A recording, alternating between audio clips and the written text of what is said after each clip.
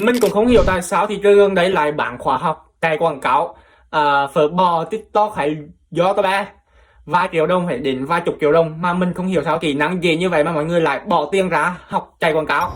Hết sức cơ bản, mình nghĩ là bỏ tiền ra để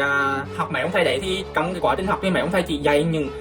nút kích cho kỹ năng cơ bản thôi, thứ đấy rất là cơ bản, rất là dễ luôn. Còn họ không bao giờ dạy những tư duy hay là những cốt lõi trong cái việc quảng cáo của bạn hàng.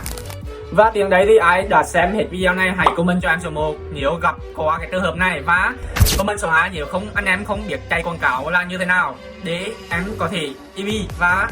mời các anh em vào một hội nhóm để dạy cho các anh em chạy quảng cáo miễn phí, không bao giờ lấy tiền anh em. Vào trong nhóm thì em cũng không bao giờ upsell downsell, chúng ta cùng hỗ trợ nhau đồng đội để cùng tiến lên và bán hàng. Nhờ nhẹ các anh chị em, và cuối cùng hãy follow Hữu Việc để biết thêm về kiến thức về kinh doanh và ad quảng cáo.